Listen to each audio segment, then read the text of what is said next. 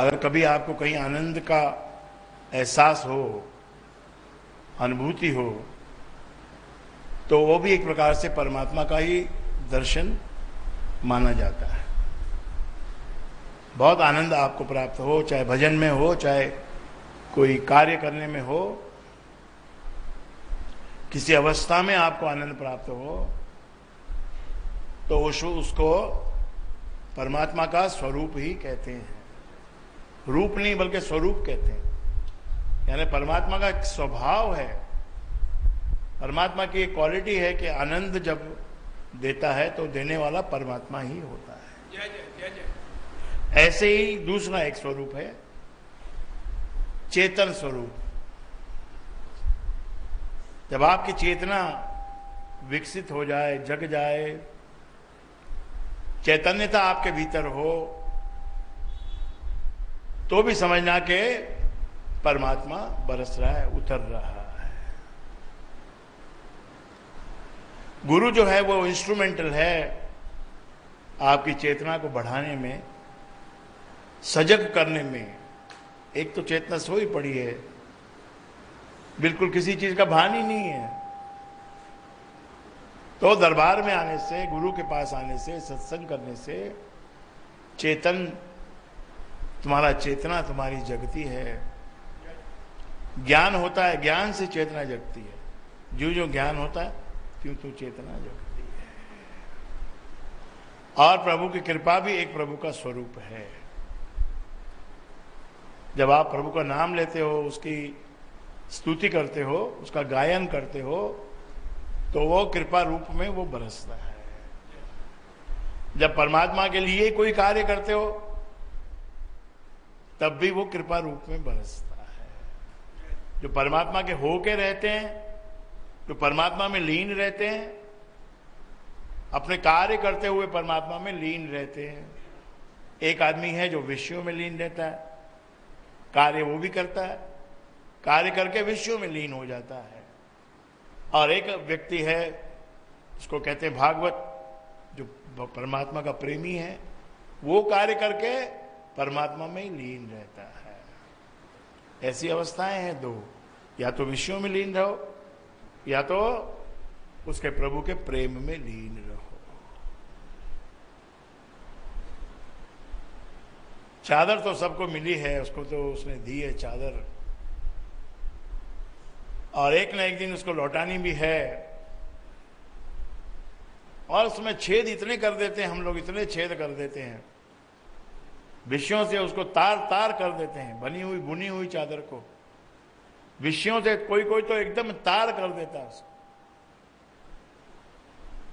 कोई कोई केवल मैली करता है, और कोई कोई ऐसा होता है कि जो बिना दाग के निकल जाए। लेकिन वो काम मुश्किल है। गुरु के वचनों को मानना होगा, मानेंगे तो ही उस मैल से और उस दाग से बच पाएंगे। बचाने वाला भी वही है, सुझाने वाला वो है, चेतना देने वाला वो है। चेतना देता है तुमको कि मत करो ये काम, इससे दाग लगेगा, बड़ा गहरा दाग लगेगा, जो फिर धुलेगा नहीं। ये बात और है कि राम नाम का साबुन लगाने से सब धुल जाता है, पर उसमें भी लोग संकोच करते हैं। मैल को कमाने में संकोच नहीं करते हैं। मैल कमाते समय कोई संकोच नहीं है। कितना ही उसमें कीचड़ लग जाए, उसमें कितना ही गहरा कोई दाग लग जाए जो ना छूटने वाला टाइप का हो, उसको लगाने में कोई संकोच नहीं है। लेकिन जिससे धुल सकता है वो मैल, जिससे कट सकता है वो मैल, उसको लगाने में संकोच है, शर्म है। मैं कैसे राम राम जपूं? दुनिया में तो लोग बहुत से अलग तरीके से जी रहे हैं, बहुत काम कर रहे हैं, बहुत पैसा कमा रहे हैं, बहुत भागा दौड़ मचा रहे हैं। तो उनकी तरफ देखो कि उनके जैसे मैं भागूं, या मैं राम नाम में लीन रहूं, या मैं अपनी चादर को दाग लगने से बचाता रहूं, उसको धोता रहूं। तो ये जागृति है ना, इसको विषय दवा देते हैं। इसको जागृति थोड़ी थोड़ी मिलती है गुरु दरबार में आने से। लेकिन विषयों का रस, विषयों का मोह फिर से हमारी आंख पे पट्टी बांध देता है और दुष्कर्म करने की तरफ हम बढ़ जाते हैं। दुष्कर्मों में एक प्रकार का हमको आकर्षण है, विषयों में हमको आकर्षण है, विकारों से हम जीवन को चला रहे हैं। हम जीवन को परमात्मा के नाम पे रखकर नहीं चला रहे, उनको विषय और विकारों से चला रहे हैं। बहुत लालच में, लालच के बिना काम नहीं चलेगा, लालच करना ही पड़ेगा। व्यापारी को थोड़ा लालच करना पड़ेगा, लेकिन अंधा लालच नहीं है। लालच में अंधा नहीं होना है। व्यापार करना है, कुछ पैसा कमाना है, सहज भाव से करना है। बहुत तेजी से करने जाओगे तो कोई ना कोई आपका पैसा लूट के भाग जाएगा। आप अपने ही तेजी के कारण से ही अपना पैसा गंवाते हो, क्योंकि धीरे धीरे चाल से चलना आपको पसंद नहीं, कोई चीज को जमा के करना आपको पसंद नहीं। आपको कृष्ण भगवान ने कहा कि रिजल्ट को मत सोचो, पहले काम की सोचो। काम करो, काम को जमाओ। काम को जमाने में बरसों लगते, एक दिन किसने कहा कि एक दिन में काम जम जाएगा? तुम जरा सी पढ़ाई करके आ गए तो तुमको लगता है कि तुम्हारा काम जम जाएगा। चांसेस तुम्हारे ज्यादा हैं, तुम पढ़ लिए, समझदार हो गए, इसलिए तुम्हारे चांसेस ज्यादा हैं। लेकिन जो विकार है वो पढ़ाई से दूर नहीं होते, वो तो सत्संग में आने से दूर होते। कोई भी एमबीए का कॉलेज है, कोई भी बड़ा डिग्री का कॉलेज है, वहां पर इस प्रकार का कोई भी मॉरल साइंस और इस प्रकार का जो सत्संग का जो साइंस है, किसी भी यूनिवर्सिटी में सिलेबस में नहीं है।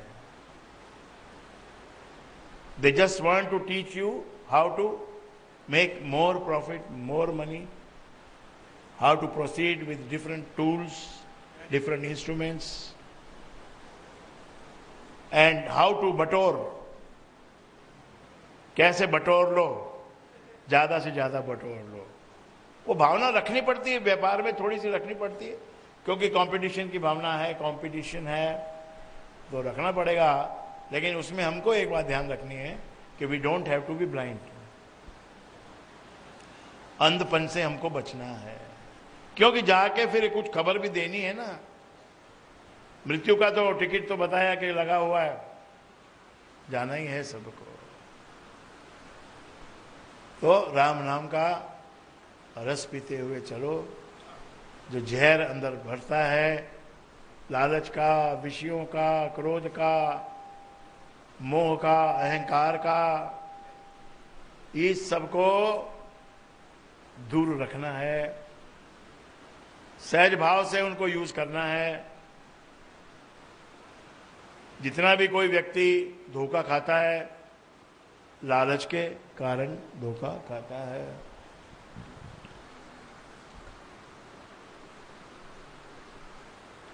साधारण सा एक हिसाब किताब है कि भाई आप कोई इन्वेस्टमेंट करोगे, उसमें आपको 15% का रिटर्न अगर मिल जाता है तो इन्वेस्टमेंट वो अच्छा बोला जाता है,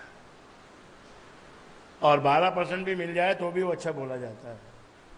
अगर व्यापार करके, एक होता है इन्वेस्टमेंट और एक होता है बिजनेस, तो व्यापार करके अगर आपको 20% मिल जाता है, 30% तो मैक्सिमम, वो तो नॉर्म्स ही है।